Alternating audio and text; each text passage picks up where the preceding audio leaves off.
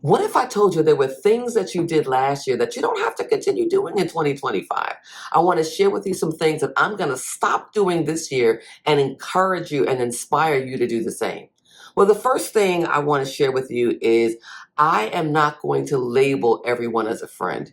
One of the things that I really love about myself is that I really like to be connected with people. I thrive on connection. But one of the things that I learned is that not everybody is your friend. And in the sense that sometimes when we connect with people, or at least I know when I do sometimes, I tend to really look at that relationship or that friendship as a deep friendship.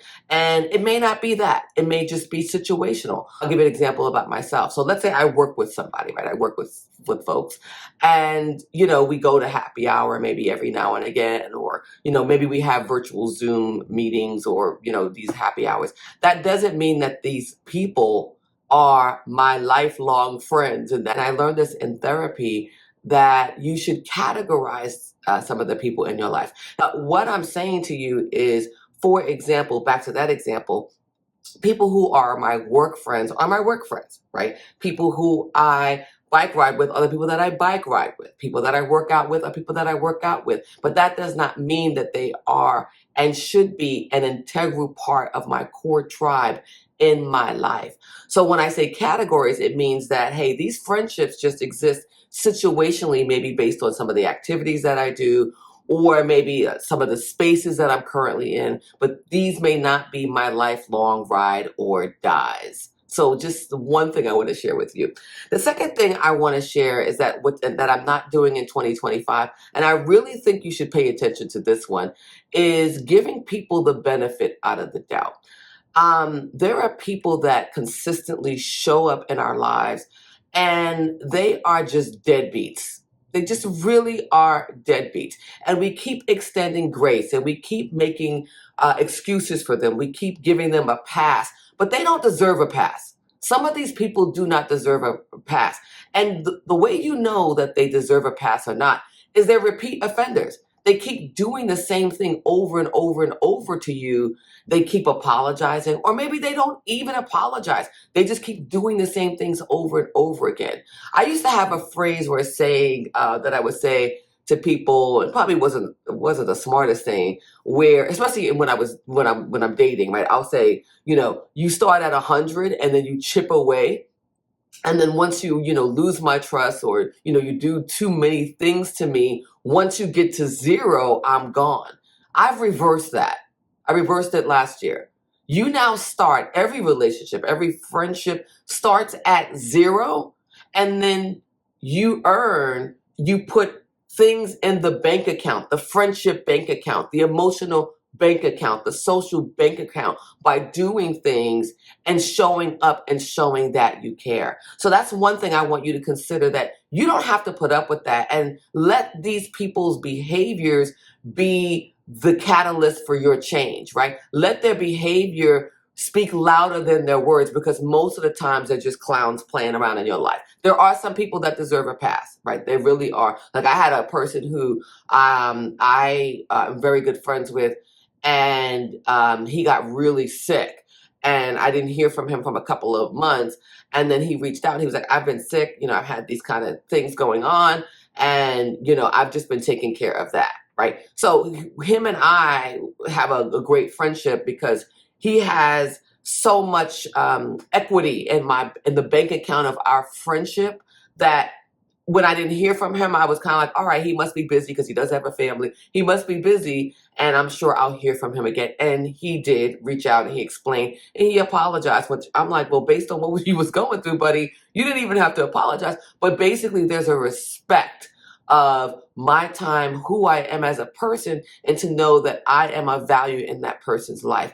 Ask yourself, are the people that keep saying, I'm sorry, or the people that keep doing these things to you, do they continue to deserve a pass? Probably not.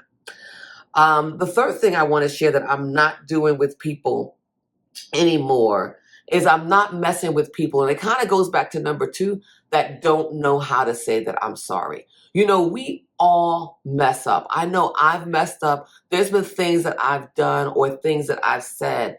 And I am humble enough and am learning even more so.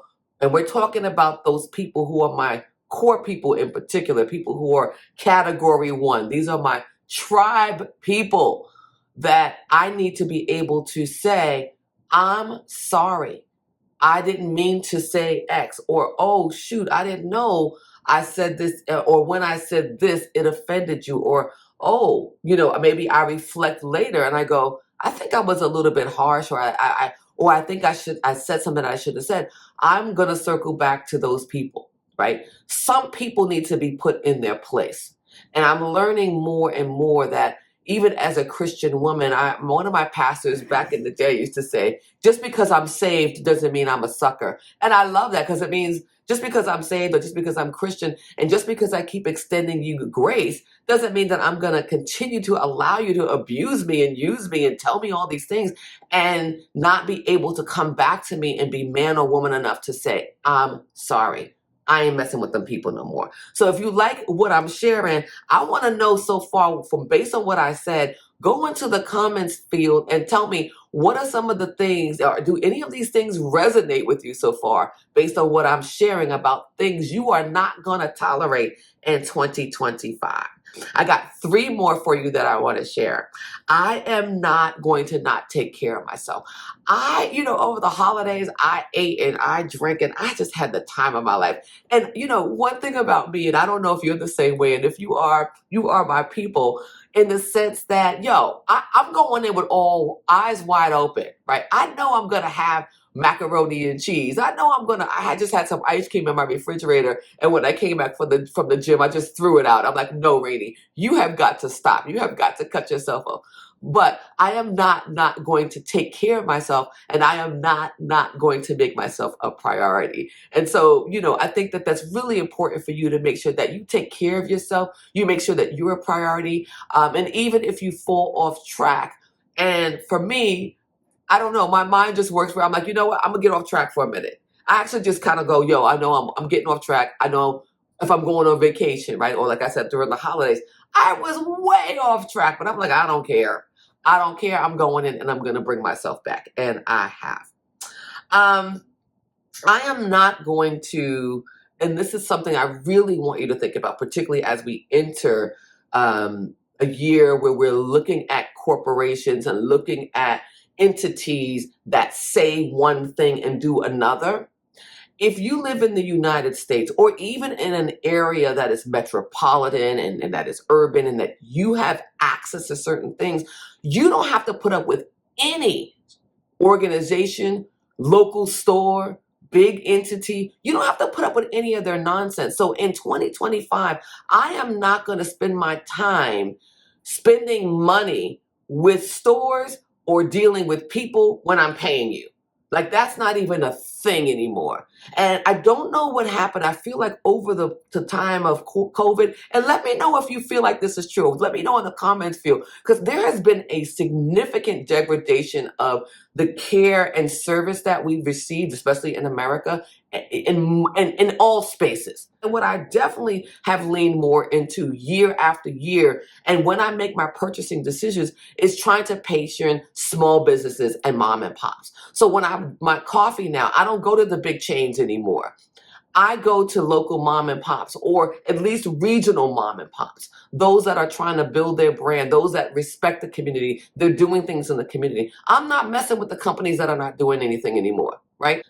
Ben and Jerry's, for example, during the height of COVID and really just all along since their inception, has been and is a social justice company that sells ice cream. They lean into issues. They demonstrate their alignment with social justice issues that they deem important. And they've never let up. Right? They didn't come on board when there was a flavor of the month, or when COVID was here, or when Breonna Taylor was murdered, or George Floyd was murdered. They came on board, and they were on board then with their social justice issues, and they're on board now. Now they're not getting rid of their whatever programs or whatever things that they were doing. They are a consistent brand. Now, I don't eat ice cream a lot, only because it just does things to my body, but that is a company that I look at as a model for people or companies that say what they do and mean what they say. The last thing I wanted to share with you is it's really important in 2025. So again, if you like what you're hearing, I want to know what's resonating with you. As I'm speaking, what are things that you're thinking about right now that you're like, I'm not tolerating that in 2025. I'm not dealing with that no more. You don't have to do it. Okay. So go into the comment section and let me know what you're thinking about, either something that I said that you're thinking about not doing anymore, or something that popped up in your mind as I was speaking to say, I'm not putting up with that no more. The last thing I want to share with you is this. I am not going to entertain people who approach me. And I'm really talking about in the realm of relationships or some of these characters that are out there. There's a saying, there's a guy, his name is Stefan Speaks, and I used to listen to him a lot. And one of the things he said, particularly, so this is really about romantic relationships, and it doesn't matter what, whether you're heterosexual, gay, it does not matter. This applies. It's not who approaches you, it's who you entertain.